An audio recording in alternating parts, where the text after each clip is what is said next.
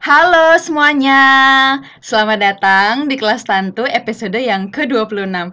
Gimana nih kabar kalian teman-teman? Mudah-mudahan senantiasa tetap sehat ya, dan semangat mengikuti kelas Tantu hari ini. Nah, di episode yang ke-26 ini ya, kita akan fokus untuk banyak-banyak latihan soal ya. Nah, mungkin teman-teman nih yang baru pertama kali mampir di kelas Tantu, jangan lupa ya untuk like dulu ya video dari kelas Tantu mulai dari episode pertama sampai dengan yang terakhir, dan jangan lupa subscribe ya channel YouTube ini. Mudah-mudahan kedepannya kami bisa menyediakan ruang belajar dan ruang berproses serta bertumbuh untuk para pejuang NIP nih teman-teman, khususnya ya untuk para pejuang administrator kesehatan. Nah, jadi jangan lupa ya subscribe channel YouTube aku, dan jangan lupa share juga dan like, kirim ke teman-teman kalian sesama pejuang NIP ya teman-teman, supaya kita sama-sama jadi ASN nih di tahun ini. Gimana? Udah pada deg-degan pasti ya?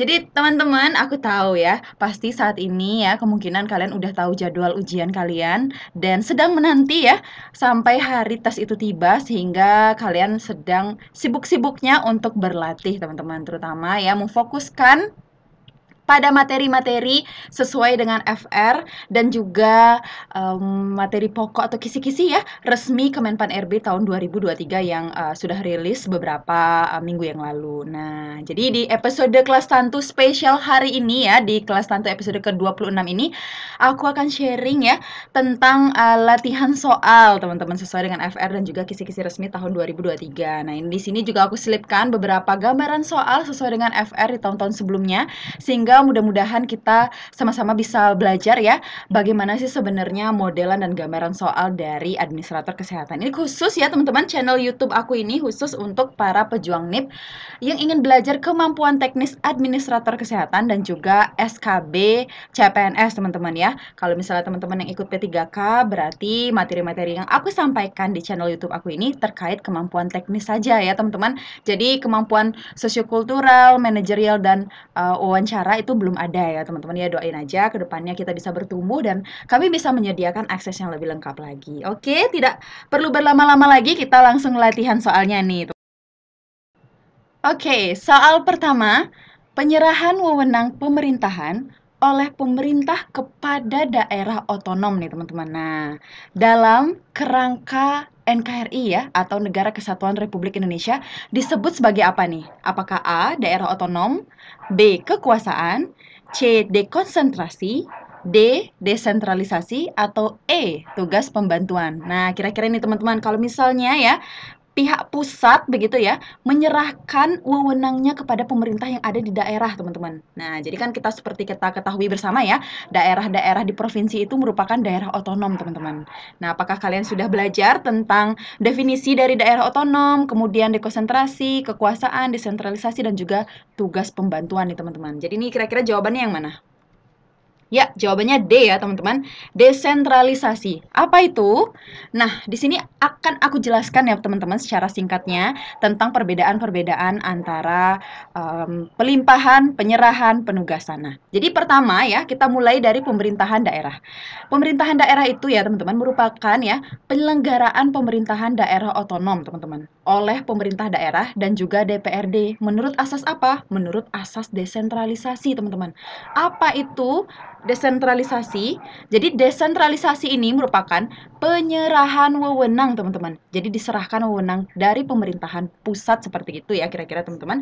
Jadi kepada daerah otonomnya. Jadi kepada siapa? Kepada pimpinan daerah di provinsi tersebut atau kabupaten kota tersebut, teman-teman. Itu namanya desentralisasi.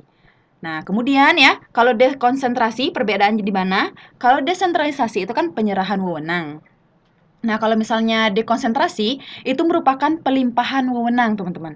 Jadi dari pemerintah kepada gubernur sebagai wakil pemerintahnya ya, teman-teman, dan atau perangkat pusat di daerah itu sendiri, begitu kira-kira ya. Jadi ini perbedaan antara desentralisasi dan dekonsentrasinya. Jadi antara penyerahan ya dengan pelimpahan itu harus dibedakan, teman-teman ya.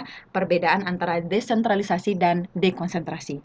Nah, kemudian ada yang namanya tugas pembantuan nih teman-teman. Jadi tugas pembantuan ini merupakan penugasan ya dari pemerintah kepada daerah dan desa ya, maupun dari daerah ke desa daerah tersebut untuk melaksanakan tugas tertentu ya, serta disertailah begitu dengan pembiayaan, sarana prasarana, serta sumber daya manusia dengan kewajiban melaporkan pelaksanaannya dan mempertanggungjawabkannya kepada yang menugaskan, teman-teman. Jadi istilahnya kan ada sebuah tugas atau misi begitu ya, dari pemerintah daerah ya kepada desa begitu, atau dari pemerintah pusat kepada daerah. Nah, itu disediakan semuanya ya teman-teman, mulai dari pembiayaan, sarana prasarana sampai pada SDM-nya pun difasilitasi.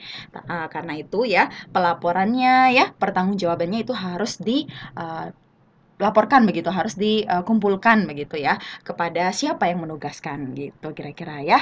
Jadi di sanalah perbedaan antara desentralisasi, dekonsentrasi, dan juga tugas pembantuan. Nah, selanjutnya ada otonomi daerah. Apa sih itu otonomi daerah? Jadi otonomi daerah itu adalah kewenangan daerah otonom, teman-teman. Jadi suatu kewenangan di mana daerah itu dapat mengatur dan mengurus, teman-teman ya, mengatur dan mengurus kepentingan masyarakat setempat menurut prakarsanya sendiri, teman-teman. Jadi menurut kebutuhan, prioritas, dan permasalahan maupun isu yang ada di daerah itu sendiri. Jadi tidak bergantung pada program-program yang ada di nasional. Karena kan memang seperti yang kita ketahui ya, di daerah-daerah kita memiliki permasalahan yang berbeda-beda ya teman-teman. Jadi misalnya di Provinsi Bali kita concern ke rabies. Bisa saja di provinsi yang lain itu karena populasi anjing tidak sebanyak di Bali, prioritas masalah kesehatannya itu berbeda begitu. Jadi itu sebagai gambaran aja ya teman-teman. Jadi ada juga namanya daerah otonom ya, yang selanjutnya disebut sebagai daerah saja ya, daerah begitu. Jadi merupakan sebuah gitu ya, kesatuan masyarakat secara hukum yang mempunyai batas daerah tertentu ya. Dia tuh berwenang mengatur, kemudian mengurus kepentingan masyarakat setempat menurut prakarsanya sendiri. Jadi seperti yang aku jelaskan tadi ya, kalau prakarsa itu artinya sesuai dengan apa yang memang dibutuhkan oleh masyarakat, dan juga nanti penyelesaian masalahnya itu pun berdasarkan prakarsanya sendiri juga teman-teman. Jadi masalahnya apa, nanti solusinya diatasi dengan apa sih potensi yang ada di daerah itu. Potensi itulah yang digunakan untuk mengatasi permasalahan yang dihadapi. Nah, gitu kira-kira ya. Oke. Selanjutnya, pokok program-program kesehatan untuk mewujudkan visi Departemen Kesehatan nih teman-teman. Kecuali, nah ini aku juga ingin menampilkan modelan soalnya ya teman-teman. Bisa saja kalian menemui soal-soal seperti ini, di mana kalian akan diselipkan kata bukan, kata kecuali seperti itu. Jadi harus cermat dalam memperhatikan soal juga ya teman-teman. Kadang soal-soal modelan seperti ini harusnya bonus ya teman-teman ya, karena kita mencari yang, kalau misalnya kecuali berarti yang paling aneh di antara optionnya teman-teman. Jadi kalian harus lebih terfokus lagi dan lebih memperhatikan soal-soalnya ya. Siapa tahu dari sana tercermin ya bagaimana option atau dari A, B, C, D, E ini ada satu yang aneh begitu kira-kira ya. Nah, kira-kira program pokok-pokok kesehatan untuk mewujudkan visi Depkes itu yang mana saja nih teman-teman? Apakah A, ya kalian tetap ya pilih kecuali ini ya, program promosi kesehatan dan pemberdayaan masyarakat yang terlihat sepertinya normal-normal aja ya. Kemudian program lingkungan sehat, program upaya kesehatan perorangan ya, kemudian program obat dan perbekalan kesehatan, atau E ya, program pencegahan dan pemberantasan fakir miskin. Nah, udah terlihat ya kira-kira yang mana yang aneh ya teman-teman? Ya, jawabannya E ya teman-teman. Jadi adapun ya, program kesehatan Departemen Kesehatan itu ya terdiri dari apa saja? Jadi ada program promosi kesehatan dan pemberdayaan masyarakat, kemudian ada program lingkungan sehat ya, ada Promkes, ada lingkungan sehat, kemudian ada program upaya kesehatan masyarakat, ada program upaya kesehatan perorangan, ada program pencegahan dan pemberantasan penyakit, kemudian program perbaikan gizi masyarakat, dan juga program sumber daya kesehatan, serta program obat dan perbekalan kesehatan. Nih kayaknya kalian udah mulai tergambar kira-kira ya, bagaimana sih modelan dari soal-soal untuk formasi administrator kesehatan. Kita lanjut. Jadi di soal ini ya teman-teman, kalian itu harus mencermati tugas kalian sebagai administrator kesehatan nih. Nah, di sini tanyakan ya, berikut yang merupakan contoh kegiatan pelayanan administrasi kesehatan untuk mendukung program lingkungan sehat, teman-teman. Jadi istilahnya kalian sebagai adminkes, apa sih peran yang bisa kalian ambil untuk mendukung program lingkungan sehat yang dapat dilakukan oleh seorang adminkes pada saat apa? Pada saat pengusulan kegiatan, teman-teman. Nah, kira-kira yang mana? Apakah A, pembuatan KAK ya atau kerangka acuan, kemudian apakah B, menyusun notulensi rapat kegiatan, menyusun draft kebijakan daerah, menyusun laporan, atau membantu mengolah data lapangan nih teman-teman. Nih, ingat ya, pada saat pengusulannya teman-teman. Jadi harus kalian temukan kata-kata kuncinya ya. Jadi jawabannya adalah yang mana? Ya, jawabnya A ya teman-teman. Jadi pada saat pengusulan itu artinya ya, pada saat pengusulan suatu kegiatan, tentu pelaksanaan program itu membutuhkan pedoman teman-teman ya, sehingga ya adminkes itu dapat menjalankan tugas untuk menyusun kerangka acuan kerja agar para pemangku kepentingan terkait mengetahui ya mengenai program maupun kegiatan yang akan dilaksanakan. Jadi kata kuncinya ya adalah pengusulannya kapan, dan itu artinya kalian bisa membantu proses dari pengusulan tersebut dengan menyusun sebuah kerangka acuan kerja, teman-teman. Gitu kira-kira. Oke, kita lanjut. Contoh kegiatan pelayanan administrasi kesehatan. Nah, kalau tadi lingkungan sehat, sekarang untuk mendukung program upaya kesehatan masyarakat. Nah, kecuali, ada kata kecuali teman-teman. Apakah A, menyusun kerangka berpikir kegiatan, B, menyusun kerangka acuan, C, membuat notulen rapat-rapat persiapan kegiatan, D, membantu mengolah data, atau E, menyusun laporan akhir kegiatan. Nah, di sini tanyakan kecualinya teman-teman. Nah, kayaknya udah terlihat ya, kira-kira jawabannya yang mana? Ya, jawabannya A ya teman-teman. Jadi kalian tidak menyusun kerangka berpikir saja ya, tapi kalian menyusun kerangka acuan teman-teman. Jadi adapun ya, contoh kegiatan pelayanan administrasi kesehatan untuk mendukung program upaya kesehatan masyarakat ya, ada menyusun kerangka acuan, kemudian membuat notulen rapat-rapat persiapan kegiatan ya. Pada saat kegiatan misalnya dibutuhkan catatan-catatan penting ya untuk kemudian dilaporkan kepada atasan, kalian bisa membantu untuk membuat notulen rapat teman-teman gitu, tugas kalian di lapangan ya. Kemudian bisa juga untuk membantu mengolah data ya, data-data yang ada dari berbagai bidang, unit itu bisa kalian kumpulkan untuk kemudian dirangkum dalam sebuah laporan teman-teman. Kemudian ya, menyusun laporan akhir kegiatan, makanya ya salah satu kisi-kisi resmi ya Kemenpan RB di tahun ini ada poin menyusun laporan, karena memang ya seorang adminkes itu tidak lepas dari yang namanya menyusun sebuah laporan kegiatan teman-teman. Bahkan ya laporan instansi pun akan kalian garap nantinya teman-teman. Jadi ini adalah sebuah proses ya, belajar dari akarnya dulu, dari dasarnya dulu untuk mengetahui kira-kira peran kalian sebagai adminkes itu seperti apa sih. Oke, lanjut. Nah, di sini aku juga ingin menggambarkan begitu ya kira-kira modelan soal-soal yang bisa jadi akan kalian temui ya. Jadi seperti ini ya, ada optionnya misalnya 1, 2, 3, dan 4 ya. Ada pernyataan di dalamnya seperti ini, kemudian baru diikuti dengan pertanyaannya teman-teman. Jadi pernyataan dulu baru kemudian pertanyaannya. Nah, jadi, misalnya pertama, menyusun kebijakan peningkatan pelayanan kesehatan rujukan, upaya kesehatan perorangan di rumah sakit dan laboratorium kesehatan atau labkes. Kemudian 2, menyusun standar, pedoman, dan peta atau pola pelayanan kesehatan rujukan. 3, menyusun grand design safe community. Kemudian yang keempat, menyusun kerangka kebijakan dan standar pelayanan kesehatan bagi penduduk miskin di kelas 3 RS ya. Jadi dari keempat ini ya teman-teman, pernyataan tersebut di atas yang merupakan kegiatan pokok indikatif dari pelayanan kesehatan rujukan. Nah, ini kira-kira yang mana nih teman-teman? Apakah A, 1 dan 2? Apakah B, 1, 2, 3? Ya? Apakah C, 3 dan 4? Atau D, 4 saja? Atau E, semua benar nih? Atau 1, 2, 3, 4 benar? Jadi modelan soal seperti ini dari tahun ke tahun itu selalu kelihatan, dan memang ya harus kita akui modelan soal seperti ini cukup rumit ya, cukup tingkat kesulitannya cukup tinggi ya dibandingkan dengan soal-soal yang mungkin menghafal. Karena di sini ada saja ya kata-kata yang mungkin tidak nyambung, ada kata tidaknya, atau mungkin tidak sesuai. Jadi memang kita harus benar-benar memahami di dalamnya teman-teman. Kalau di sini, di soal ini berarti peningkatan pelayanan kesehatan rujukan itu yang mana saja sih? Jadi nggak ada kata kecuali di sini ya teman-teman. Jadi jawabannya adalah, apakah sudah terbayang? Ya, jawabannya B, teman-teman. 1, 2, dan 3. Jadi menyusun kerangka kebijakan dan standar pelayanan kesehatan bagi penduduk miskin di kelas 3 RS ya. Itu termasuk dalam kegiatan pokok dan indikatif dari pelayanan kesehatan bagi penduduk miskin, teman-teman. Jadi tidak berada dalam kegiatan peningkatan pelayanan kesehatan rujukan. Jadi yang nomor 1 ya, teman-teman. Jadi pernyataan 1, 2, dan 3 saja yang menjadi bagian dari peningkatan pelayanan kesehatan rujukan, teman-teman. Gitu kira-kira ya. Oke, kita lanjut. Pemberdayaan masyarakat untuk pencapaian keluarga sadar gizi. Nah, merupakan salah satu kegiatan pokok atau indikatif dari program perbaikan gizi masyarakat. Berikut ini ya, yang merupakan contoh kegiatan yang aplikatif, teman-teman. Jadi ini kata kuncinya ya, teman-teman. Kalau aplikatif itu artinya ya, sudah bisa diterapkan atau sudah dilakukan begitu terkait program dari gizi masyarakat atau perbaikan gizi masyarakat kita ya.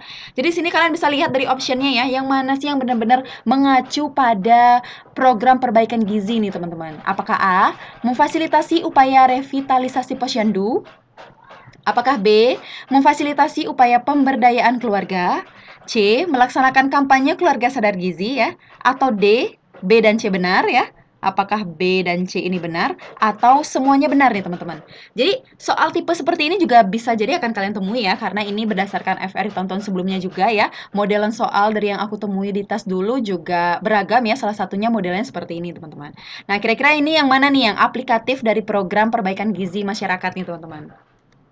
Ya, jawabannya semua benar ya. Nah, yang tadi nyaut semua benar, itu benar sekali ya. Jadi pemberdayaan masyarakat itu ya, untuk mencapai keluarga sadar gizi itu ada program-program memfasilitasi upaya revitalisasi posyandu. Karena seperti yang kita ketahui ya, posyandu ini merupakan salah satu perpanjangan tangan dari puskesmas untuk menjangkau masyarakat-masyarakat kita yang tinggal di daerah-daerah yang mungkin ya sedikit pedalaman, kemudian terpencil maupun yang jauh lokasinya ya dari puskesmas induknya, teman-teman. Jadi memang posyandu ini salah satu fasilitas ya untuk masyarakat bisa menjangkau upaya-upaya kesehatan atau fasilitas kesehatannya, teman-teman. Jadi kebutuhan kesehatannya bisa diakses di posyandu, khususnya untuk para anak dan ibu hamil, teman-teman ya, bayi balita di sana. Kemudian ya, ada memfasilitasi upaya pemberdayaan keluarga juga, teman-teman. Jadi karena dari pemberdayaan keluarga ya, itu bisa disosialisasikan, bisa disampaikan, serta memberikan edukasi akan pentingnya ya perbaikan gizi pada keluarga dulu deh, lingkup keluarga, kemudian baru masyarakat. Kemudian ya, melaksanakan kampanye keluarga sadar gizi. Jadi ketiga kegiatan ini itu termasuk dalam contoh kegiatan yang aplikatif ya teman-teman di masyarakat. Untuk apa? Untuk peranannya dalam memperbaiki ya gizi pada masyarakat, teman-teman. Oke, kita lanjut. Berikut ini yang tidak termasuk. Nah, modelan soal seperti ini juga ada, teman-teman. Jadi, kalian harus teliti ya dalam membaca soalnya, harus cermat walaupun sesungguhnya satu soal ya kurang dari 1 menit ya. Cuman ya harus diusahakan seteliti mungkin, secermat mungkin dan menjawab setepat mungkin. Jadi harus penuh dengan konsentrasi ya. Nah, berikut ini yang tidak termasuk dalam kegiatan pokok atau kegiatan indikatif, teman-teman, dari program sumber daya kesehatan. Nah, kira-kira yang mana nih yang tidak termasuk? Apakah A, perencanaan kebutuhan nakes? B, peningkatan keterampilan tenaga kesehatan melalui pendidikan dan pelatihan tenaga kesehatan? Atau C, pembinaan nakes termasuk pengembangan karir tenaga kesehatan? Ataukah D, penyusunan standar kompetensi dan regulasi profesi bukan bidang kesehatan? Kemudian peningkatan profesionalisme nakes melalui pendidikan dan pelatihan tenaga kesehatan. Nah, kalau kalian notice ya, kalau kalian fokus ya, pasti kalian akan langsung nge-spot ada kata bukan di option D. Tapi ya teman-teman, di tas yang sesungguhnya ya, itu kadang ada rasa deg-degan, ada rasa nervous, bahkan kadang kita melihat saingan kita di dalam ruangan yang sama. Itu kadang membuat fokus kita tuh buyar, teman-teman. Jadi jangan sampai ya teman-teman, hal-hal tersebut bisa membuat kalian tersleding begitu ya. Jadi harus tetap fokus, harus tetap pada layar aja gitu konsentrasi kalian, jangan sampai menoleh kanan kiri dan menyebabkan konsentrasi kalian menjadi buyar saat tes ya teman-teman. Jadi di sini sudah terlihat ya jawabannya adalah D ya teman-teman. Jadi hal-hal seperti ini sebenarnya bisa menjadi soal bonus ya buat kalian karena hal-hal seperti ini atau latihan soal seperti ini juga soal real yang aku temui saat tes dulu ya. Jadi ada kata bukan, tidak, kecuali yang memang aneh daripada option yang lain teman-teman. Jadi kalau misal kalian bingung ya ini cara ada tips aku dulu mengerjakan soalnya ya. Jadi kalau udah mumet gitu ya, udah nggak tahu sama sekali itu bisa kalian cari yang option paling aneh di antara teman-temannya ya. Apalagi di sini yang dimaksud adalah tidak termasuk gitu kan. Nah, jadi bisa dilihatlah dengan teliti membaca opsi jawaban dan juga pertanyaannya, teman-teman. Jadi harusnya apa? Penyusunan standar kompetensi dan regulasi profesi bidang kesehatan, teman-teman ya. Oke, lanjut. Berikut ini yang bukan merupakan tujuan dari disusun atau dibuatnya kerangka acuan. Nah, bukan nih teman-teman. Jadi bisa kalian lihat ya kalau udah kata bukan atau kecuali berarti ya cari yang paling aneh nih teman-teman. Apakah A? Sebagai informasi bagaimana output kegiatan dilaksanakan dan tidak didukung oleh komponen input. Apakah benar dia tidak didukung oleh komponen input? Oke, kita keep dulu ini ya. Kita keep dulu. Kemudian apakah B? Alat bagi pimpinan untuk melakukan pengendalian kegiatan yang dilakukan oleh bawahannya. Nih masuk akal nih sepertinya ya teman-teman. Kemudian apakah C?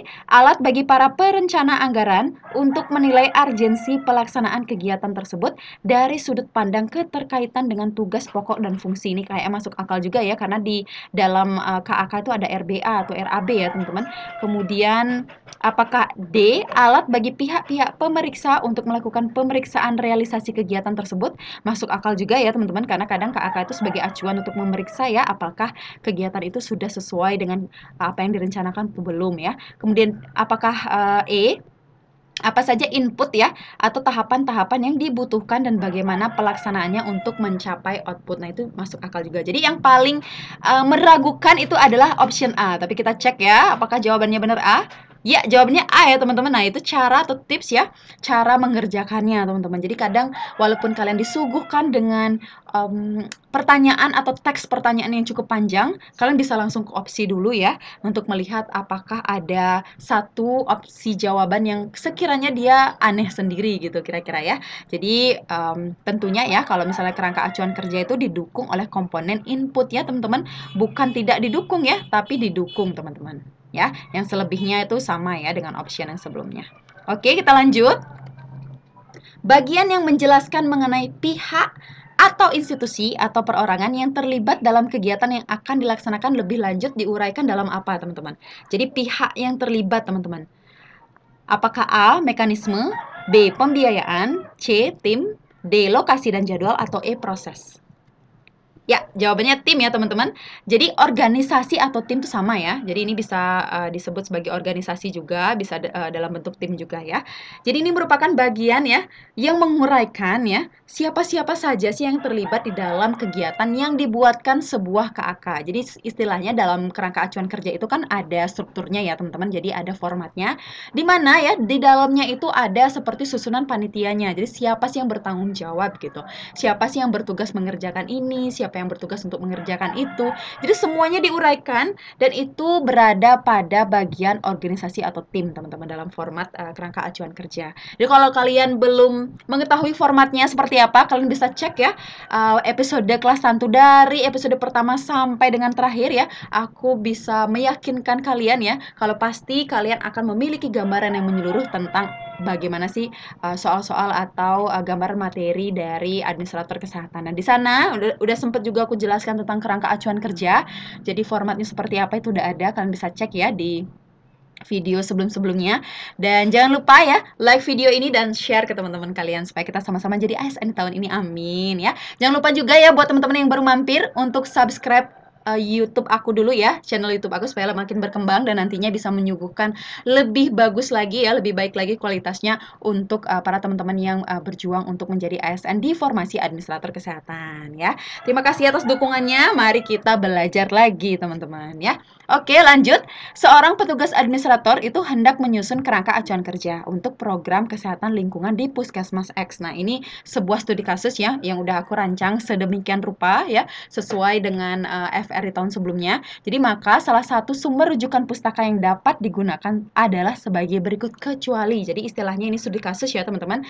Jadi soal-soal studi kasus seperti ini ya, penerapan yang aplikatif di lapangan ya, itu akan sering kalian temui ya dalam soal-soal. Jadi cukup banyak soal-soal seperti ini karena memang diharapkan seorang administrator kesehatan yang melamar di formasi P3K ya terutama teman-teman. Jadi soal-soalnya itu akan sangat aplikatif ya, penerapan dan juga membutuhkan pemahaman. Jadi kalau misalnya di kelas tantu kalian udah belajar ya, apa-apa aja secara mendasarnya, nanti kalian bisa elaborasikan lagi ya teman-teman, bisa jam lagi ya untuk memahami, oh kalau misalnya administrator kesehatan menyusun KAK itu tidak hanya di kegiatan-kegiatan Adminkes saja ya, tetapi juga berkolaborasi dengan background profesi yang lain begitu teman-teman ya. Nah balik lagi ke soal ya, ini optionnya kecuali nih teman-teman. Apakah A, peraturan perundang-undangan tentang sanitarian? Jadi kalian bisa langsung ngecek ya, nge-spot kalau di sini adalah program kesehatan lingkungan teman-teman. Jadi pasti ya kalau perundangan tentang sanitarian bisa jadi nih masuk ya.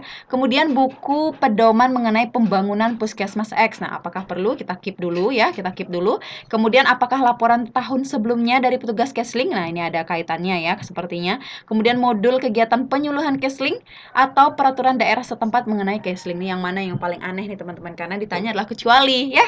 Jawabannya adalah ya, benar B ya teman-teman, buku pedoman mengenai pembangunan, gak ada hubungannya ya.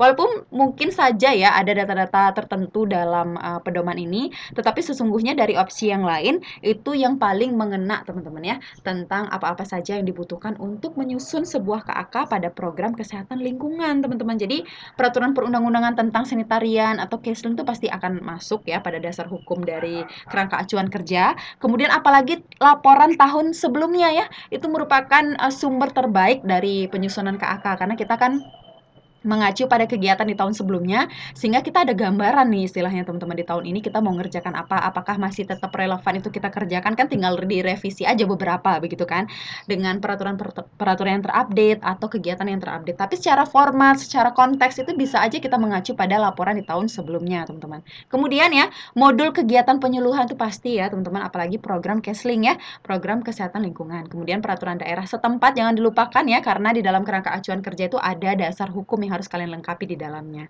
ya. Jadi di sini memang harus linear ya dengan kebutuhan, bisa berasal dari peraturan perundang-undangan ya, dari modul, kemudian laporan, esai, PMK dan lainnya yang ada kaitannya dengan program yang akan kalian susun. Kalau misalnya programnya Kesling berarti ya seputaran Kesling teman-teman, begitu kira-kira ya caranya menangkap gitu.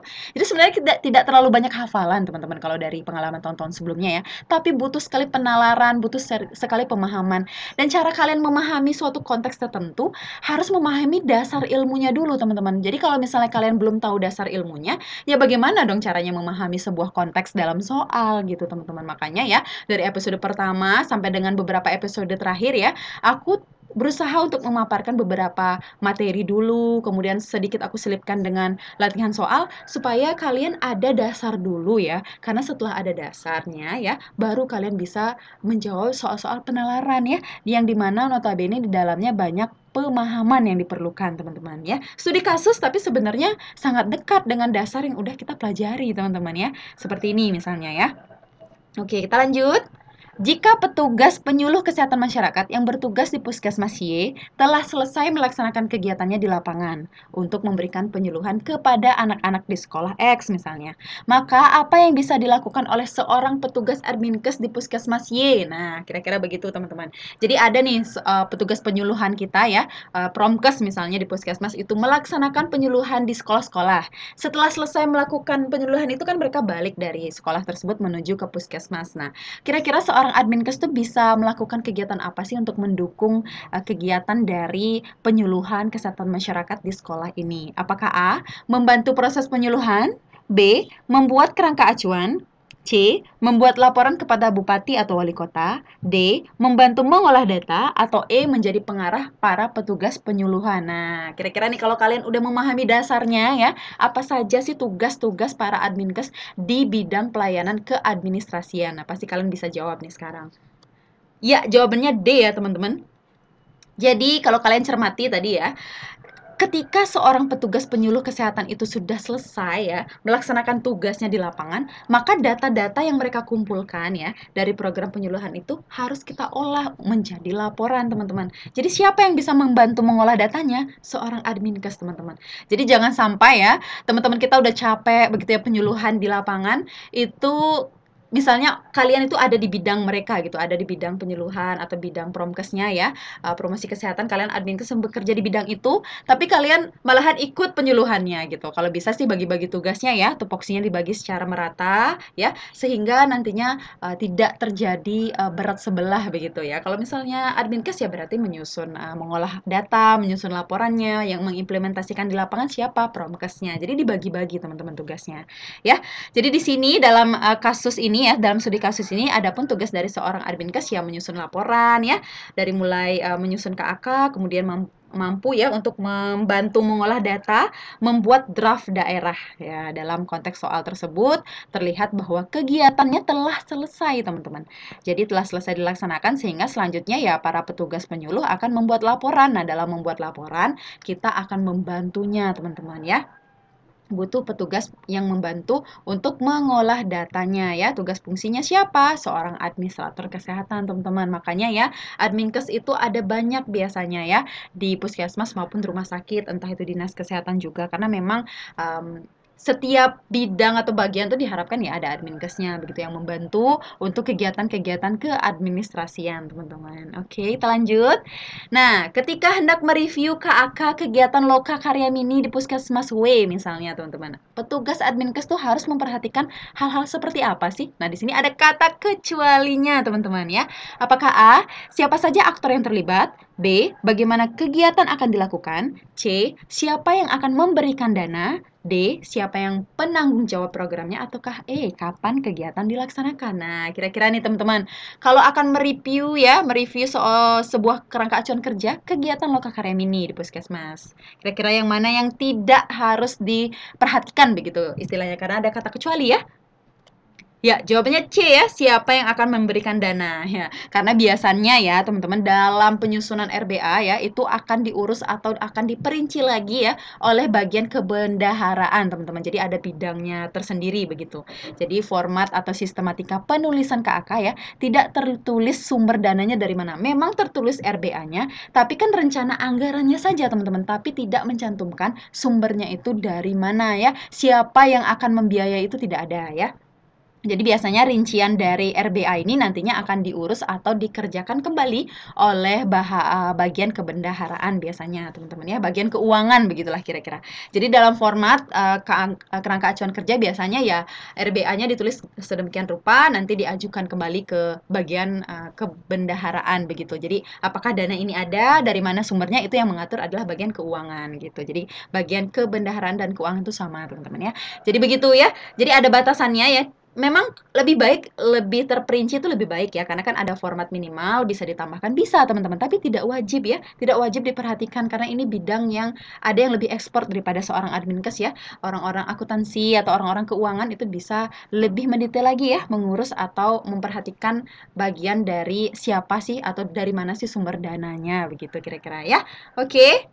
Jadi ya siapa yang aktor yang terlibat, kemudian kegiatan yang dilakukan seperti apa itu harus ada ya penanggung jawab programnya juga dan kapan kegiatan itu akan dilaksanakan. Karena kan memang kerangka acuan kerja itu merupakan acuan kita bekerja, sehingga ketika kita bekerja ya kita berpatokan atau mengacu pada kerangka acuan yang sudah disusun teman-teman. Apalagi ya di lapangan itu ya, kita tidak hanya menyusun kerangka acuan kerja itu sendiri teman-teman, tapi juga bersama-sama dengan pemegang program, kadang juga bersama-sama dengan pimpinan.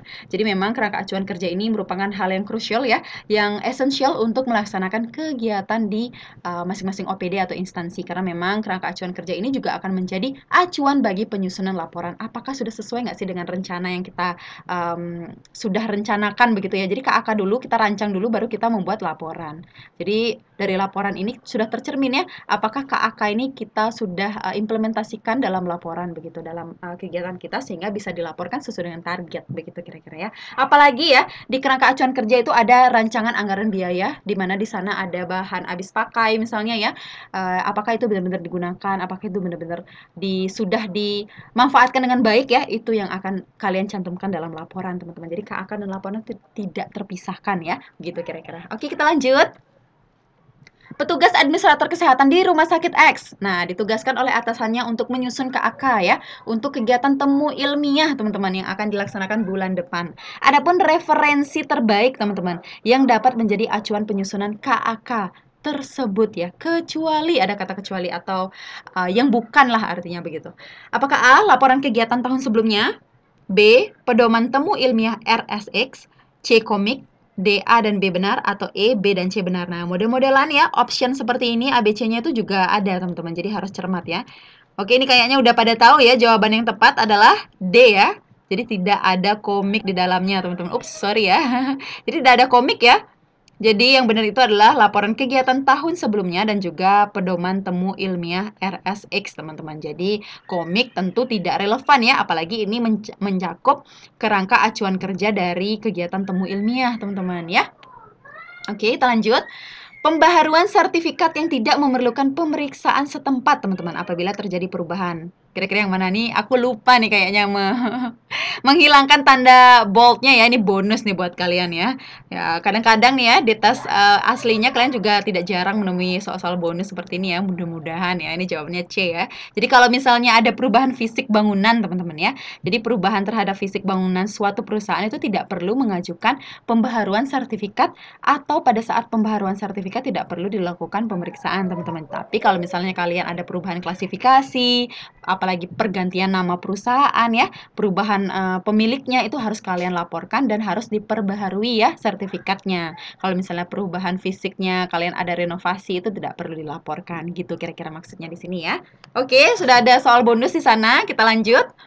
Kerangka acuan itu dibuat pada 2 tahapan kegiatan, teman-teman. Jadi untuk menjadi acuan pembuatan rencana pelaksanaan kegiatan, adapun jumlah total biaya pada RBA KAK menunjukkan biaya apa, teman-teman? Apakah A. Keluaran atau output, B. Masukan atau input, C. Proses atau mekanisme, D. Dampak atau impact, ataukah E. Jangka panjang atau outcome? Yo, kira-kira yang mana?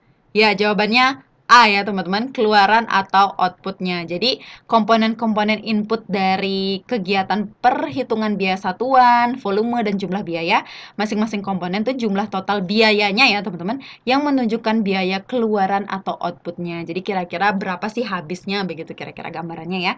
Jadi RBA ini ditandatangani oleh pimpinan ya eselon 2, di mana KAK atau TOR ya untuk usulan anggaran itu dibuat untuk pengajuan rencana kerja dan anggaran sebelum DIPA disetujui atau disahkan. Jadi sebelum DIPA ini ya harus ada KAK dulu. Jadi TOR acuan pelaksanaan itu dibuat setelah DIPA disahkan ya, disetujui sebelum pekerjaan dilaksanakan. Jadi ini istilahnya ya teman-teman, sebelum DIPA dan setelah DIPA disahkan kalian membuat kerangka acuan kerja atau TOR-nya teman-teman. Makanya di sini ada TOR untuk usulan anggaran, ada juga TOR acuan pelaksanaan. Jadi berbeda-beda ya sesuai dengan peruntukannya begitu kira-kira. Oke, gimana? Sampai sini udah ada terbayang ya jenis-jenis gambaran soal-soal dari administrator kesehatan nih, terutama untuk para teman-teman kita ya yang baru pertama kali tes, apalagi dari profesi yang beragam ya. Mudah-mudahan kelas ini bisa menjadi salah satu teman terbaik kalian ya dalam berproses dan bersiap untuk menghadapi ujian nanti. Oke, kita lanjut. Kegiatan produksi yang dilakukan oleh produsen atau pabrikan ya. Aduh, jadi jelimet nih teman-teman. Jadi misalnya nih teman-teman ya, kegiatan produksi yang dilakukan oleh produsen atau pabrikan berdasarkan permintaan dari perusahaan PKRT ya atau PAK. Jadi sebagai si pemilik produknya untuk menggunakan merek dagang dari pemilik produk disebut dengan apa nih teman-teman? Jadi misalnya ya kegiatan produksinya itu ya, itu berdasarkan si permintaan yang punya begitu ya. Itu kira-kira apa nama izinnya gitu ya? Istilahnya itu disebut sebagai apa gitu. Nah, di sini udah aku jelaskan ya, udah aku tampilkan perbedaan antara option-option ini nih, jawabannya B ya. Original Equipment Manufacture, teman-teman, itu artinya ya, pabrikan itu ya berdasarkan permintaan dari si perusahaan itu sendiri ya sebagai pemilik produk dengan menggunakan merek dagang dari pemilik produknya, begitu kira-kira ya. Jadi diproduksi berdasarkan izin yang punya ya.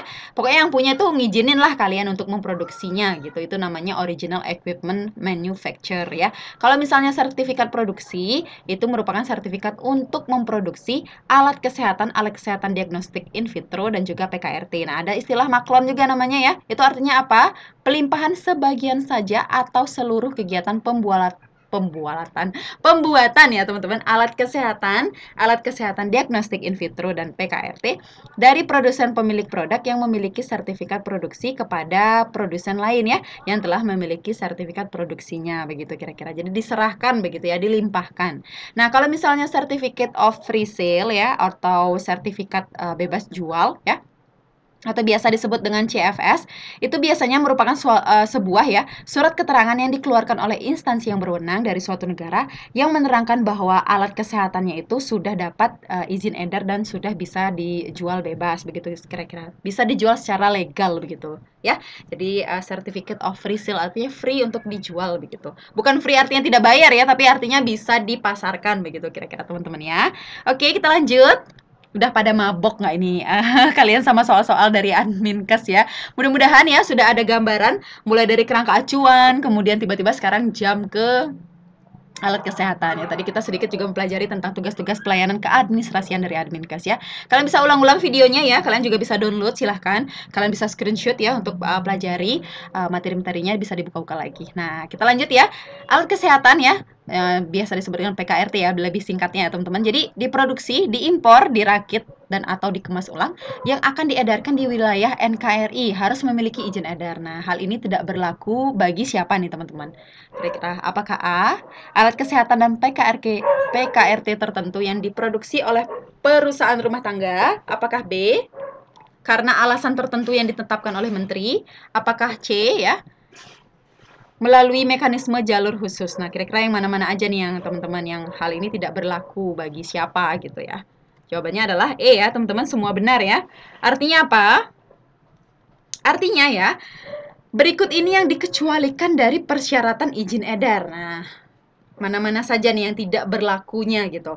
Jadi ada alat kesehatan atau alat kesehatan diagnostik in vitro yang masuk ke wilayah negara Republik Indonesia melalui mekanisme jalur khusus. Karena dia jalur khusus, maka dia tidak memberlakukan persyaratan izin edar yang biasanya teman-teman. Kan dia jalur khusus teman-teman ya, bisa dilihat. Kemudian alat kesehatan atau PKRT tertentu yang diproduksi oleh perusahaan rumah tangga karena dia lingkupnya kecil. Jadi mungkin dia hanya membutuhkan izin dari Dinas Kesehatan saja ya tentang izin PKRT-nya. Kemudian ada alat kesehatan diagnostik in vitro atau PKRT karena alasan tertentu ya menurut menteri yang sekiranya itu ya mendapatkan keistimewaan sehingga tidak memenuhi atau tidak harus memenuhi persyaratan izin edar. Nah, ini kira-kira ya teman-teman bisa dipahami lebih lanjut. Oke, sekarang kita beralih setelah berpusing-pusing sedikit tentang farmasi ya, sediaan farmasi, kita akan mempelajari tentang tugas para administrator kesehatan ya, terutama mengurusi jenjang-jenjang jabatannya. Nah, ini teman-teman. Jadi kira-kira siapa nih yang menyajikan rancangan hasil uji coba rancangan wewenang dan tanggung jawab pelaksana program upaya kesehatan merupakan fungsi ya atau tugas dari Adminkes yang mana nih teman-teman? Apakah pertama, pratama, muda, madi, atau unggul nih teman-teman? Nih, kadang ya teman-teman, kalian tuh terkecoh dengan kata pertama dan pratama. Ini mirip sekali ya, yang mana ya yang benar gitu kan? Oke, jawabannya adalah A, teman-teman ya. Bukan pratama ya, tapi pertama. Ini kalau kalian masuk nanti ya, lulus sebagai ASN, berarti kalian dikategorikan sebagai Adminkes pertama ya, jenjang pertama nih buat teman-teman CPNS ya. Jadi kalian itu bertugas untuk menyusun dan menyajikan rancangan hasil uji coba rancangan wewenang ya. Jadi rancangan wewenang dan tanggung jawab ini kalau kalian pusing menjelimet dengan kalimatnya ya. Rancangan wewenang ini maksudnya seperti surat keputusan teman-teman SK ya. Kalau lebih akrabnya mungkin seperti susunan panitia lah kegiatan begitu kira-kira. Jadi untuk pelaksanaan program pembangunan kesehatan teman-teman. Jadi ini merupakan tugas dari seorang Adminkes pertama. Jadi ini kan agak menjelimet ya, menyusun, menyajikan rancangan hasil uji coba rancangan wewenang. Jadi istilahnya rancangan dari SK atau rancangan dari susunan kepanitiaan, begitulah kira-kira ya, biar lebih mudah dipahami. Jadi setelah kalian susun, kalian sajikan teman-teman. Jadi kalian merasa bahwa itu udah final, baru kemudian kalian konsultasikan ke siapa? Ke Adminkes mudanya ya teman-teman untuk dirumuskan ya. Kemudian baru nanti diberikan saran ya oleh Adminkes Madya kalau ada ya di tempat kalian. Kalau enggak sih biasanya sampai di muda aja baru kemudian difinalisasi gitu kira-kira ya. Oke, kita lanjut lagi. Berikut ini yang merupakan bagian dari kegiatan pelayanan administrasi kesehatan, teman-teman. Jadi yang mana-mana aja nih yang termasuk pelayanan adminkesnya. Jadi pelayanan ya, teman-teman. Jadi ingat ya, kalau administrator kesehatan itu ada kegiatan pelayanan, ada kegiatan penunjang juga, teman-teman. Jadi nanti kalian bisa cek ya perbedaannya seperti apa. Apakah A, mengorganisasikan pelaksanaan kebijakan program-program pembangunan kesehatan? Apakah B, menyusun kebijakan program-program yang tidak berkaitan dengan pembangunan kesehatan? Nah, tiba-tiba ada kata tidak nih teman-teman, bisa di-keep nih teman-teman ya. Kemudian C, mengikuti pendidikan dan pelatihan fungsional ya, atau artinya pelatihan yang mendapatkan STTPL ya, surat tanda tamat pendidikan dan latihannya biasanya Latsar nih, sejenis Latsar ya, sejenis pelatihan dasar begitu. Apakah D, membuat karya tulis atau karya ilmiah bidang kesehatan, atau E, mengajar atau melatih yang berkaitan dengan bidang kesehatan. Jadi di sini nggak ada kecualinya ya teman-teman, jadi jawabannya hanya satu ya. Nah, kira-kira yang mana nih termasuk pelayanan adminkes? Ya, jawabannya A ya, teman-teman, mengorganisasikan ya pelaksanaan kebijakan program-program kesehatan. Nah, ini kira-kira ya, teman-teman, kegiatan-kegiatan kalian ya, kalau misalnya nanti bertugas sebagai administrator kesehatan menurut Permenpan RB nomor 42 tahun 2000, teman-teman ya. Di sini kalian bisa cek ya bagian pelayanan administrasi di Permenpan ini. Nanti kalian bisa cek-cek lagi ya, bisa download juga di internet, teman-teman ya, tentang Permenpan RB ini. Jadi, tugasnya apa saja ya? Melaksanakan persiapan pelayanan administrasi kesehatan ya, menyusun kebijakan program pembangunan kesehatan, mengorganisasikan, memfasilitasi, memantau dan mengevaluasi, melaksanakan perizinan institusi, melaksanakan akreditasi, melaksanakan sertifikasi, serta menyusun laporan. Kalau kalian lebih cermat lagi ya memperhatikan tugas-tugas pokok ini ya teman-teman, sebagai seorang adminkes pertama, ini tuh ada semua teman-teman dalam kisi-kisi dan materi pokok kalian di tahun 2023 ini teman-teman. Jadi memang ya, core dari seorang adminkes itu adalah tugasnya seperti ini. Makanya ya kisi-kisi resmi kalian juga diambil dari tugas pokok kalian. Jadi nggak jauh-jauh dari sana aja kalian belajarnya teman-teman ya. Jadi jangan melenceng, jangan sampai kalian buang-buang waktu ya. Jadi pantengin terus kelas tantu karena di sini di-share ya secara presisi dan juga tepat sasaran. Amin ya, bisa membantu kalian menjadi teman belajar terbaik kalian. Oke, kita lanjut ya. Masih ada nih soalnya teman-teman ya. Kemarin pada minta soal Kak, lebih banyak latihan soal. Oke, sekarang akan difasilitasi soal-soalnya. Nah, awas kalau kalian nanti banyak salahnya ya, padahal sebenarnya udah di-share di sini gambarannya ya. Kalau udah di-share seputaran mana sih soal-soalnya, nanti kalian jangan sampai memiliki pola pikir seperti ini teman-teman. Nggak ada satupun keluar Kak gini-gini. Jangan seperti itu ya pola pikirnya ya teman-teman. Jadi terapkan pola pikir seperti kalian seorang siswa ya. Apa yang kalian pelajari selama 3 tahun, selama 6 tahun di sekolah ya, itu apakah benar real seperti itu soal-soal yang kalian temui saat ujian nasional? Kan tidak teman-teman. Tapi pemahaman diajarkan teman-teman. Sama ya, di kelas tantu kalian itu digiring memiliki pemahaman yang menyeluruh ya terhadap hal-hal yang terkait formasi administrator kesehatan. Jadi harapannya ya, nanti kalian bisa mengecek lagi, bisa belajar lebih mendalam lagi di seputaran materi-materi yang udah dibagikan teman-teman. Jadi di sini ya bisa menjadi salah satu pedoman kalian belajar untuk memahami lebih dalam lagi gitu kira-kira ya. Jadi tetap semangat, tetap berjuang untuk mempersiapkan diri sampai hari tes itu tiba teman-teman ya. Jangan sampai ngulang lagi nih tahun selanjutnya ya. Oke, kita lanjut. Jenjang dan pangkat penata tingkat 1 teman-teman. Golongan ruangnya 3D. Pada Javong Adminkes nih termasuk jenjang jabatan apa, teman-teman? Jadi kalian harus ingat ya jenjang-jenjang jabatan itu ya. Jadi apakah administrator kesehatan pratama, pertama, muda, madya atau mandiri, teman-teman. Jadi kalau kalian ingat ya nggak ada mandiri. Nggak ada apa? Pratama nggak ada. Jadi antara pertama, muda atau madya ini kita udah eliminasi 2 opsi ya. Oke, jawabannya adalah C ya teman-teman, muda. Jadi kalian bisa lihat ya, kalau di muda itu ada penata dan juga ada penata tingkat 1. Kalau penata itu artinya 3C, kalau misalnya penata tingkat 1 itu golongan ruangnya 3A. Nah, kalau misalnya teman-teman nih yang baru masuk ya, kalian itu digolongkan sebagai penata muda teman-teman. Jadi penata muda golongan kalian 3A. Jadi kalian baru masuk itu udah 3A teman-teman. Jadi nanti kalian bisa cek-cek lagi ya, kalau misalnya jenjang jabatan, pangkat dan golongan dari adminkes pertama seperti apa, muda seperti apa, madya seperti apa. Jadi jangan sampai kalian cuma belajar mudanya aja baru kelihatan soalnya di kelas tantu episode ke-26, kalian nggak belajar yang adminkes pertama, kalian juga nggak belajar adminkes yang madya. Itu percuma teman-teman ya, karena belum tentu ini yang kelihatan, tapi ya yakin seyakinnya pasti akan sekitaran topik ini saja begitu ya. Jadi ini menggiring kalian untuk mendalami lebih lanjut lagi. Oke, tetap semangat, kita lanjut.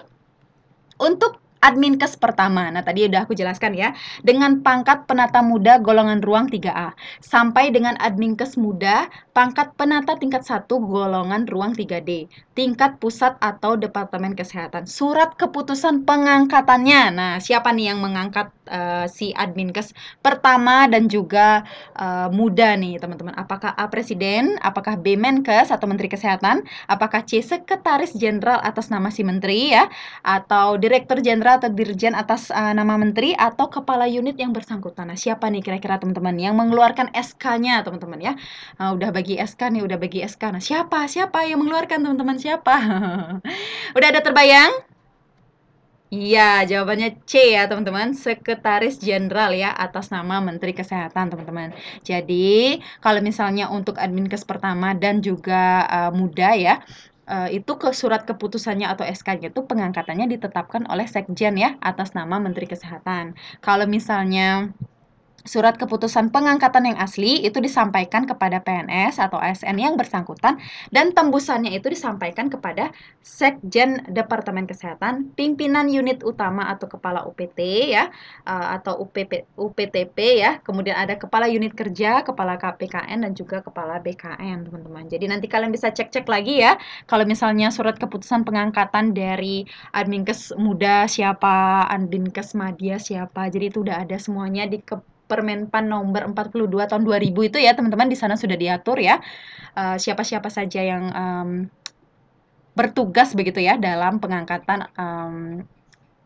untuk masing-masing golongan atau ruang jabatan dari Adminkes ya gitu kira-kira. Oke, nanti kalian bisa cek-cek lagi ya untuk kepastiannya.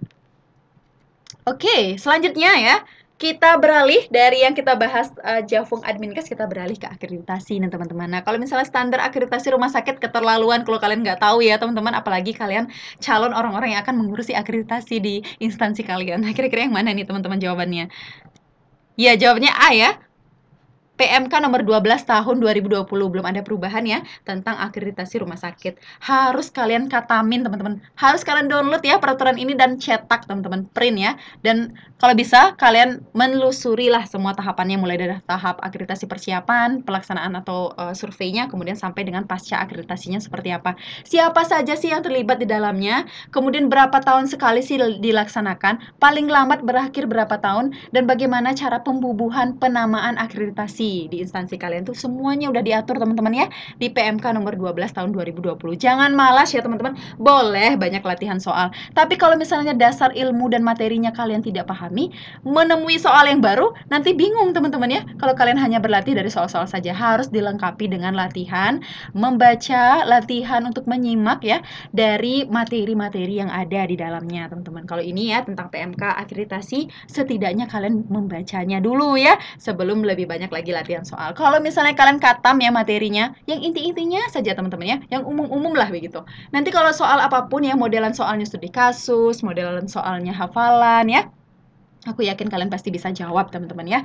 Jadi tetap semangat, diimbangi ya, latihan soal banyak itu tentu penting ya, apalagi dengan fase kecepatan menjawab soal itu disesuaikan dengan waktu yang memang ditentukan agar terbiasa ya membaca dan menyimak serta menjawab dengan tepat ya, serta memperhatikan waktu begitu ya. Tapi juga penting ya untuk memperhatikan materi-materi di seputaran FR maupun materi-materi kisi-kisi pokok di tahun ini teman-teman ya. Oke, kita lanjut. Akreditasi rumah sakit. Nah, itu paling lambat berapa tahun nih teman-teman. Nah, ini jangan sampai terkecoh ya, bukan masa berlaku akreditasinya nih teman-teman ya. Jadi tapi berapa lama sih paling lambat si RS ini ya ketika dia memperoleh izin operasional untuk pertama kali ya, akreditasi itu dilakukan paling lambat itu berapa tahun gitu setelah dia mendapat izin operasional. Jawabannya berapa tahun? Ya, jangan sampai ya keliru ya, karena kalian melihat akreditasi itu saking cepet-cepetnya langsung jawab 4 tahun ya. Bukan teman-teman ya, jawabannya adalah 2 tahun teman-teman. Nah ini, soal-soal yang sederhana seperti ini bisa jadi aja ke-skip ya, gara-gara pikiran kalian itu udah mumet, udah ruwet duluan begitu ya. Jadi jangan sampai ya saat ujian nanti, walaupun ya aku sadari ya, aku juga pernah ada di posisi kalian, udah tegang duluan, udah nervous duluan, apalagi ruangannya dingin ya, tapi keringetan kitanya ya, keringet dingin maksudnya. Jadi jangan sampai soal-soal sederhana seperti ini kalian udah pernah baca juga di PMK-nya ya, di Permenkesnya, tiba-tiba blank ya, tiba-tiba kalian jawabnya 4 tahun karena udah melihat, kata akreditasi. Jangan sampai yang ditanyakan itu apa? Setelah dia memperoleh izin operasional ya. Jadi untuk pertama kalinya ya paling lambat 2 tahun gitu kira-kira. Gimana? Udah mulai, terbayang-bayang ya? Atau udah mulai mumet nih? Jangan sampai ya, kalian bisa ulang-ulang lagi lah nanti videonya ya, agar memiliki pemahaman yang menyeluruh ya, tentang modelan-modelan soal sesuai dengan kisi-kisi resmi di tahun 2023 ini. Dan mungkin saja ya, materi ini masih relevan di tahun-tahun selanjutnya teman-teman ya, karena kalau misalnya tidak ada perubahan PMK dan regulasi, kemungkinan ya masih tetap mirip dan seputaran itu-itu saja ya. Karena kemampuan seorang administrator kesehatan kan sudah ada standarnya, tugasnya pun ya memang segitu-segitu aja. Jadi ya setiap tahunnya pasti akan mirip-mirip aja teman-teman ya. Bagaimana kalian bisa mengelaborasikan dan memantapkan niat aja untuk memahami tidak hanya banyaknya soal-soal tetapi juga materi dasarnya teman-teman. Oke, kita lanjut ya, jangan sampai di-skip karena akan ada lebih banyak lagi latihan-latihan soal ke depannya yang aku share. Jadi jangan lupa ya subscribe dulu channel YouTube aku ya supaya kalian tidak ketinggalan video-video baru aku, bisa nyalakan loncengnya ya. Oke, kita lanjut. Unsur kegiatan Adminkes yang dinilai dalam memberikan angka kredit. Nah, sekarang kita bahas tentang angka kredit nih. Terdiri dari dua unsur. Nah, apakah unsur utama dan penunjang, primer dan sekunder, penunjang dan pengembang, statis dan dinamis, atau pelayanan dan profesi nih teman-teman. Nah, kalau misalnya kalian sama sekali belum pernah baca, belum pernah buka Permenpan nomor 42 tahun 2000, aku yakin kalian nggak akan punya bayangan teman-teman tentang tugas seorang Adminkes ya. Jadi saran aku, modul deskripsi tugas seorang Adminkes ya di Permenpan RB Kemenpan nomor 42 tahun 2000 itu harus kalian download ya, harus kalian print kalau bisa ya. Ada juga petunjuk teknis pelaksanaannya. Kalian bisa cermati lebih lanjut ya tentang tugas-tugas seorang Adminkes dan tata cara pengaturan angka kreditnya, teman-teman. Nah, ini yang di mana nih? Apa nih jawabannya? Nah, jawabannya A ya, teman-teman. Jadi di sini aku juga udah lengkapi dengan pembahasannya. Jadi istilahnya ya, angka kredit itu dinilai dari unsur utama dan penunjang. Nah, ini secara garis besar. Kemudian dibagi lagi ya, unsur penunjang itu ada beberapa, unsur utama juga ada beberapa. Jadi unsur utama itu ada pendidikan, pelayanan administrasi kesehatan, kemudian ada pengembangan profesi. Nah, ini ada lagi kegiatan-kegiatannya teman-teman ya. Jadi nanti kalian bisa cari ya sendiri-sendiri, bisa catat lagi ya. Kemudian ya, unsur penunjang teman-teman. Nah, unsur penunjang itu seperti apa? Jadi yang menunjang pelaksanaan tugas kalian, seperti misalnya mengajar ya, melatih begitu ya, mengikuti seminar, menjadi anggota Pakesi ya, Persatuan Administrator Kesehatan Seluruh Indonesia ya, cabang masing-masing provinsi atau kabupaten kalian. Kemudian memperoleh gelar kesarjanaan lainnya juga termasuk ya, dan juga mendapat penghargaan tanda jasa. Itu termasuk dalam unsur penunjangnya teman-teman. Jadi unsur utamanya itu ada pendidikan, ada pelayanan administrasi kesehatan, dan juga ada pengembangan profesi. Jadi nanti kalau misalnya kalian lihat ada modelan soal seperti ini harus bisa jawab ya, karena udah diajarkan, udah di-sharing ya di kelas Tantu teman-teman. Tadi kan juga sebelumnya di slide sebelumnya juga ada ya tentang tugas pelayanan keadministrasian. Oke, kita lanjut. Nah, penetapan angka kredit untuk kenaikan pangkat ditetapkan selambat-lambatnya berapa bulan nih sebelum periode kenaikan pangkat. Nah, sekedar informasi teman-teman ya, sebenarnya ada reformasi birokrasi terhadap naik pangkatnya seorang ASN ya. Kalau di tahun depan itu akan berubah katanya ya, baru wacana belum resmi ya, katanya akan bisa sampai 3 atau 4 kali naik pangkat dalam 1 tahun ya teman-teman. Tapi ya untuk ujian kalian sekarang masih menggunakan regulasi yang lama teman-teman. Nah, kira-kira yang mana nih? Berapa bulan sebelum kenaikan pangkat? Ya, jawabannya 3 bulan ya, teman-teman. Jadi biasanya kenaikan pangkat itu ada di bulan April dan Oktober, teman-teman. Jadi Oktober. Jadi misalnya kalau kalian mau naik di bulan April, maka di bulan apa? Januari kalian harus udah mengurusnya, teman-teman. Kemudian kalau di Oktober berarti bulan Juli. Harus kalian urus ya, kenaikan pangkat kalian. Dikumpul misalnya apa? Dupa kalian, angka kredit. Jadi dupa itu adalah kumpulan-kumpulan angka kredit kalian. Nah, nanti kalian bisa baca-baca lagi ya di Permenpan RB nomor 42 tahun 2000. Kalau bisa kalian cari petunjuk teknis pelaksanaannya supaya ada gambaran ya, dupa itu apa, angka kredit itu apa, bulan apa diajukan, bulan apa ditetapkan, kayak gitu. Ya, nanti kalian bisa baca-baca lagi. Jadi ini istilahnya aku memberikan gambaran ya, tidak serta-merta langsung menyuapi kalian semuanya ya, teman-teman. Kalian kan udah nggak bayi lagi ya, udah dewasa. Jadi aku juga taktik atau teknik belajar aku juga seperti itu teman-teman dulu. Jadi kalau misalnya ada yang spill FR tahun sebelumnya, ya udah aku belajar seputaran materi itu saja sehingga lebih terfokus dan juga yakin ya seyakin-yakinnya pasti akan seputaran itu saja karena kemampuan seorang administrator kesehatan yang sudah ada standarnya dan standar itu pasti diterapkan di setiap tahunnya ya untuk seleksi ASN ini. Oke, selanjutnya ya, jumlah angka kredit kumulatif yang harus dipenuhi oleh setiap pegawai negeri sipil untuk diangkat ke dalam jabatan dan kenaikan jabatan atau pangkat administrator kesehatan nih teman-teman. Dalam unsur apa? Unsur penunjangnya. Nah, tadi ada berapa unsur? Ada 2 ya, unsur utama ya, kalau kalian lihat ya di slide sebelumnya tadi diajarin. Nah, unsur utama dan juga penunjang ya, di sini terlihat. Nah, di pertanyaan selanjutnya itu ada nih. Nah, penunjang itu sebanyak-banyaknya berapa persen? Ya, jawabannya B ya. Sebanyak-banyaknya, teman-teman. Kalau unsur utama itu sekurang-kurangnya 80% ya. Kalau unsur penunjang sebanyak-banyaknya itu 20%, teman-teman. Jadi dibedakan ya. Kalau penunjang itu ya dianggap seperti tidak terlalu esensial lah. Jadi makanya paling banyak diakui ya 20% saja dari angka kredit. Kemudian kalau unsur utama karena memang utama ya, ada pendidikan, ada pelayanan juga ya. Di situ pasti ya dihitung sekurang-kurangnya, paling kurang 80% lebih boleh gitu kira-kira ya. Kalau misalnya unsur penunjang kan nggak boleh lebih ya. Kalau unsur utama tuh boleh lebih. Tapi sekurang-kurangnya 80%. Gimana? Udah ada bayangan? Oke, kita lanjut ya. Nah, udah ada pada perhatian nggak pada kerangka acuan kira-kira berapa nih dapat angka kredit kalau kalian mengerjakan satu kerangka acuan? Ada nilainya ya, rincian nilainya bisa kalian cek di Permenpan nomor 42 tahun 2000 itu, teman-teman. Nah, jawabannya apa?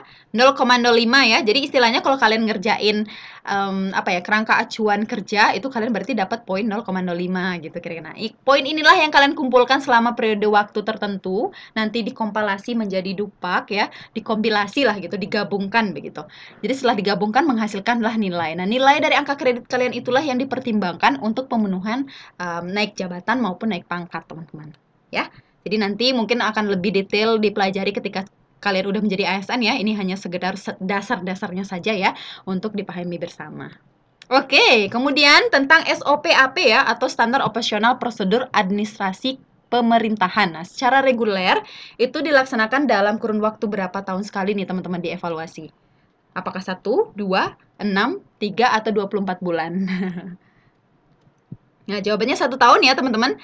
Jadi evaluasi standar operasional prosedur ini ya dalam kurun waktu 1 tahun dan secara insidentil dapat dilakukan. Insidentil tuh apa artinya? Jadi sewaktu-waktu jika diperlukan, teman-teman. Jadi insiden lah begitu.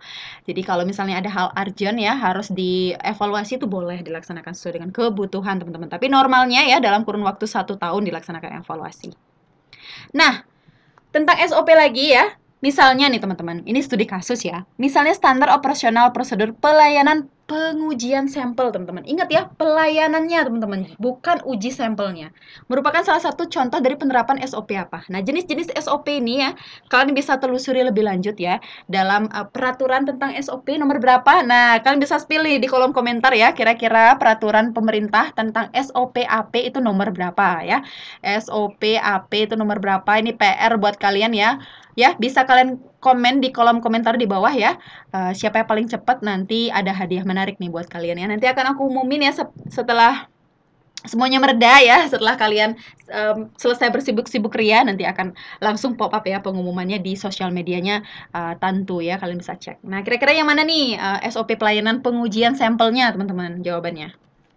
Ya, jawabannya D ya, teman-teman. Administratif. Kenapa tidak teknis? Nah, sekarang aku bisa jelaskan ke kalian, karena di sini adalah SOP pelayanannya, teman-teman, bukan uji sampelnya. Itu bedakan ya antara uji sampel dengan pelayanan pengujian sampel. Kalau pelayanannya itu bisa saja ya dalam pelayanan misalnya kalian memberikan form untuk diisi kepada pasien ya, mengarahkan pasien untuk mengisi, itu namanya SOP administratifnya. Kalau udah uji sampelnya ya, apa yang kalian campur di dalamnya, apa prosedurnya untuk mencampur bahan-bahan di laboratorium, itu bukan administratif lagi ya, udah beda lagi jenis SOP-nya. Untuk jenis-jenis SOP dan deskripsinya ini ya, bisa kalian cek ya di peraturan tentang SOP AP ya. Kalian bisa cek di internet, bisa komen juga di bawah untuk mempermudah teman-teman kalian yang lain juga ya untuk belajar.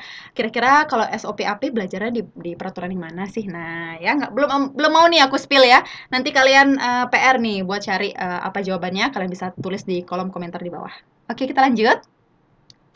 Nah, kalau berikut ini yang tidak tercantum dalam halaman depan covernya SOP-AP. Jadi, sekedar informasi ya teman-teman. Jadi, kalau misal kalian udah menemukan ya peraturan tentang SOP-AP ini ya, nanti ada peraturan teman-teman.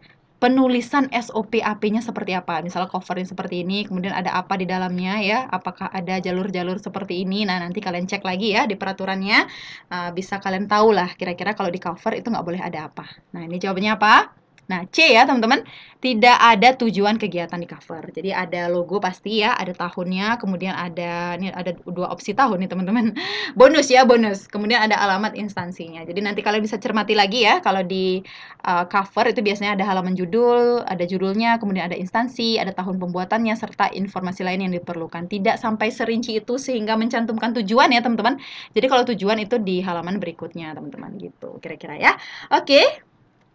Mungkin segitu dulu untuk latihan soalnya. Di sini aku mau spill kalau kalian mau lebih banyak lagi latihan-latihan soal seperti tadi ya, kalian bisa dapatkan di paket Tantu ya. Kalian bisa langsung hubungi admin kami untuk pemesanan paketnya teman-teman. Jadi ada paket spesial, ada juga paket update-nya. Kalau misalnya kalian merasa aku mau coba dulu deh satu paket gitu, boleh teman-teman ya, kalian order tryout satuan ya. Kemudian kalau misalnya kalian mau order paket TO spesial tuh artinya ya, topik soal atau latihan soalnya itu dicampur ya dengan FR di tahun-tahun sebelumnya dengan materi atau kisi-kisi FR di tahun 2023 ini. Kalau kalian mau terfokus di kisi-kisi di tahun ini aja, di materi pokok 2023 ada di paket TO update ya. Ada juga kami cantumkan beberapa dari FR di tahun sebelumnya karena memang mirip ya dengan kisi-kisi di tahun ini. Cuman itu kami kategorikan sebagai paket TO yang update ya, yang memang materinya sesuai dengan yang di tahun ini, teman-teman. Jadi kalau misalnya kalian mau belajar pola soal dan gambaran soal di tahun-tahun sebelumnya ada di paket TO spesialnya. Nah, kalau misalnya kalian mau semuanya, itu bisa pesan paket TO komplitnya, teman-teman. Jadi lebih hemat ya. Kemudian ya, teman-teman, ada juga paket materi pokoknya, teman-teman. Siapa tahu kalian mau simpan materinya ya, untuk kalian belajar lebih lanjut, lebih mendalam lagi. Kami sudah sesuaikan materinya dengan kisi-kisi di tahun 2023 beserta kisi-kisi di tahun-tahun sebelumnya dan FR di tahun-tahun sebelumnya, teman-teman. Jadi sumber belajar kalian jadi menyeluruh ya. Kalau misalnya kalian perlu materinya bisa request ya, bisa order di admin kami. Nah, ada juga gabungan antara materi dengan TO spesial, dengan materi dengan TO update, materi dengan TO komplit juga bisa ya. Kalau kalian mau latihan sampai 1000 soal. Jadi ada spesial nih teman-teman di paket materi dan TO spesial serta materi dan TO update dan juga komplit ya. Ada grup Telegramnya. Jadi kalian bisa berdiskusi dengan sesama pejuang NIP administrator kesehatan di dalamnya. Kalau kalian tertarik ya, kalian bisa hubungi admin kami dan melakukan pemesanan teman-teman. Siapa tahu ya mau latihan soal lebih banyak lagi di sela-sela ya menunggu ujian yang sudah semakin dekat ya. Boleh teman-teman ya, kalian mempelajari materi maupun latihan soalnya bisa didapatkan di grup Tantu. Oke. Nah, ini beberapa testimoni dari teman-teman yang bisa aku tampilkan ya. Kami merasa sangat bahagia juga ya, senang ya karena bisa memfasilitasi kalian ya, bisa memberikan gambaran yang lebih presisi ya tentang formasi dari administrator kesehatan ini, teman-teman. Jadi kami menyediakan sampai 1000 soal yang bisa menjadi pedoman kalian belajar, teman-teman. Nah, katanya bagus ya, HOTS katanya ya. Dan juga ya membantulah. Mudah-mudahan ya, teman-teman. Jadi kami amanah dan mudah-mudahan bisa memberikan ya yang terbaik buat kalian. Oke, there are no shortcut ya to any places worth going. Jadi kalau misalnya kalian ingin menjadi seorang ASN, maka tidak ada jalan pintasnya, teman-teman. Jadi kalian harus melalui prosesnya step by step dan ikhlas berproses dan berkembang di dalamnya. Oke, mungkin segitu dulu ya, teman-teman. Episode spesial kali ini ya, episode ke-26 lebih banyak sharing soal-soal latihan soal buat kalian ya, menggambarkan kira-kira seperti apa sih soal-soal di formasi administrator kesehatan. Nah, mudah-mudahan ya, teman-teman, ini bisa memberikan gambaran yang komprehensif lagi ya. Jangan lupa disimak dulu ya video-video kelas Tantu dari episode pertama sampai dengan terakhir supaya kalian memiliki persiapan yang makin mantap untuk menghadapi ujian nanti. Oke, mungkin segitu dulu ya teman-teman. Jangan lupa ya like video ini, share ke teman-teman kalian yang mungkin saja sedang berjuang saat ini ya untuk tes formasi administrator kesehatan, dan jangan lupa subscribe ya channel YouTube aku, bisa nyalakan loncengnya supaya kalian tidak ketinggalan video-video Tantu yang terbaru, teman-teman. Oke, segitu dulu ya. Sampai jumpa di kelas Tantu selanjutnya.